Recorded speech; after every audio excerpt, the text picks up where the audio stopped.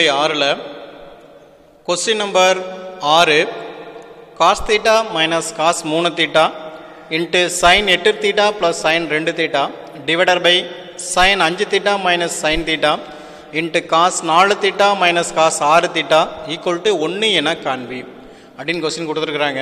இப்போ நம்ம தீர்வு கண்டுபிடிக்கிறோம். ஃபர்ஸ்ட் லெஃப்ட் ஹேண்ட் சைடு எடுத்து ரைட் ஹேண்ட் சைடு ப்ரூவ் பண்ணலாம். லெஃப்ட் ஹேண்ட் சைடில் cos theta minus cos 3 theta into cos sin 8 theta plus sin 2 theta divided by sin 5 theta minus sin theta into cos 4 theta minus cos 6 theta இருக்குது. இங்கே கூட்டல் கழித்தல் கூறாக இருக்குது. அப்போ பெருக்கலாம் மாற்றலாம்.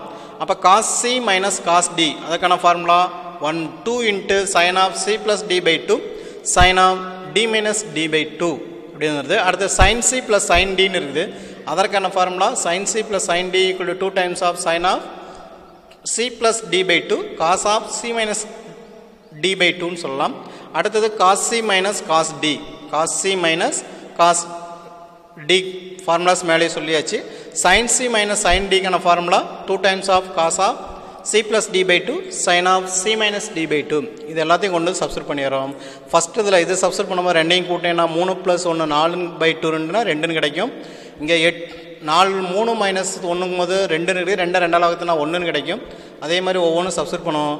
2 times of sin of theta plus 3 theta by 2 sin of 3 theta minus theta by 2 into 2 தடவை sin of 8 theta plus 2 theta by 2 cos of 8 theta minus 2 theta by 2 divided by 2 times of cos of 5 theta plus theta by 2 sin of 5 theta minus theta by 2 into 2 தடவை sin of 4 theta plus 6 theta by 2 into sin 6 theta minus 4 theta by 2 இப்போ 3 + 1 4 4 2 2ன்னு கிடைக்கும்.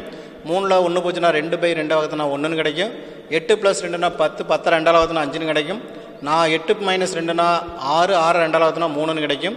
கீழே 5 + 1 6 6 2ஆல் வகுத்துனா 3ன்னு கிடைக்கும். 5 - 1 4 4 2ஆல் வகுத்துனா 2ன்னு கிடைக்கும். 6 + 4 10 10 2ஆல் வகுத்துனா 5ன்னு கிடைக்கும். 6 - 4 2 2ஆல் வகுத்துனா 1ன்னு கிடைக்கும். அப்போ remaining 2 sin 2 theta sin theta 2 sin 5 theta cos 3 theta divided by 2 cos 3 theta sin 2 theta 2 sin 5 theta sin theta கிடைக்கும். இந்த ரெண்டையும் கேன்சல் பண்ணிடலாம். இங்கே இருக்கிற ரெண்டையும் கேன்சல் பண்ணிடலாம். sin 2 theta sin 2 theta cancel பண்ணிடலாம். sin theta sin theta cancel பண்ணிடலாம். cos 3 theta cos 3 theta cancel பண்ணிடலாம். sin 5 theta sin 5 theta cancel பண்ணிடலாம். அப்போ எல்லாத்தையும் கேன்சல் பண்ணினா உனக்கு 1ன்னு கிடைக்கும். அப்போ ரைட் ஹேண்ட் சைடில் இருக்கிறது வந்துருச்சு என நிரூபிக்கப்பட்டது.